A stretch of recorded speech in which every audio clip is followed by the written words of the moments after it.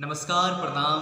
हम हैं देवदास चौधरी और आप सबके बीच कर्पूर गौरम भजन लेकर के उपस्थित हुए हैं। सावन का महीना है तो चलिए कुछ भोलेनाथ का गुणगान करते हैं। कर्पूर गौरम करुणावतारम संसार सारम भुजगेन्द्रहारम।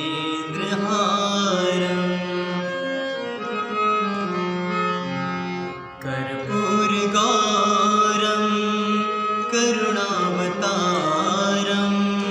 संसार सारम भुजगेन्द्रहारम।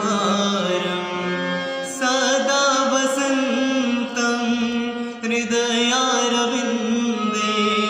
भवं भवानी सहितं नमामि। कर्पूर गौरम करुणावतारम संसार सारम भुजगेन्द्रहारम।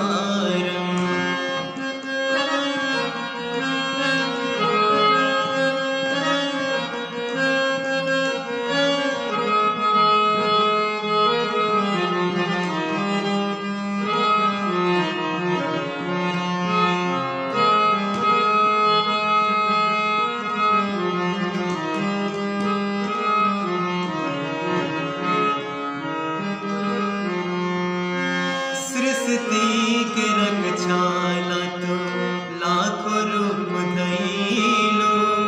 धर्मी के धर्म तू ही मैया बचैलो। सृष्टि के रक्षाला तू लाखों रूप धइलो। धर्मी के धर्म तू ही मैया बचैलो। धर्मी के धर्म तू ही मैया बचैलो।